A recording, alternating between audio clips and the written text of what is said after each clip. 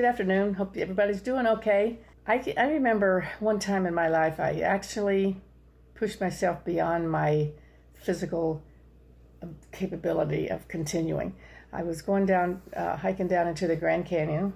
I've done it twice, and I would always haul off and do it with no preparation, like no going out and get myself physically ready. It'd be like me getting up right now, let's go hike down in the Grand Canyon, which takes like 4 to 6 hours.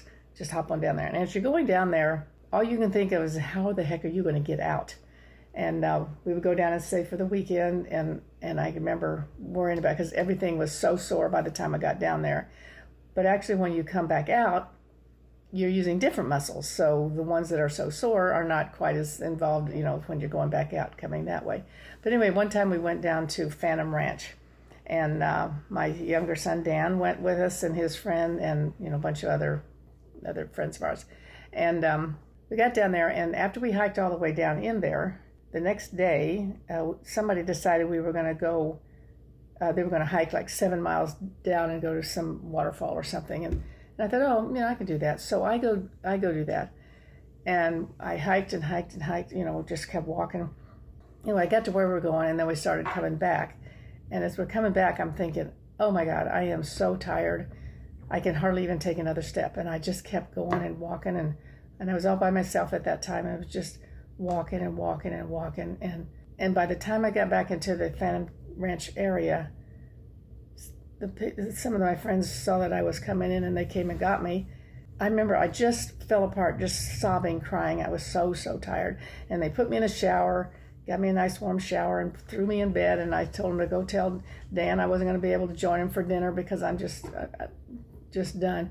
And I realized that I had actually gone past my physical capabilities of continuing doing, especially since I was not in any physical condition to do that, because I don't work out or anything like that.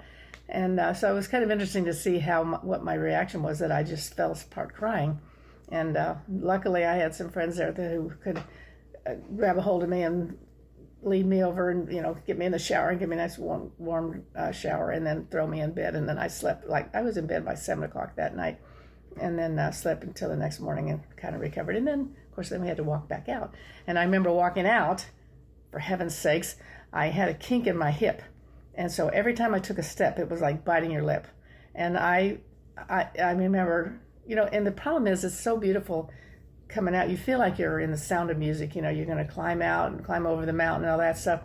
And all I wanted to do was get the heck up to the lodge, because this hurt so bad. It took 7 hours. It took Danny 4 hours. He and his friend pretty much ran it, because they were just probably in junior high, and took me. And then one other friend came with me slowly, bringing up at the inn, and everybody else was already up there. And we finally made it, and it's like, oh my God. So I swore I would never do that again, but I did learn that there is a limit that you can do if you keep pushing yourself, and finally your body's just going to say, no, we're not going to do this anymore. So pay attention to, if you keep pushing, are you at the edge? Are you at the edge of what you can do?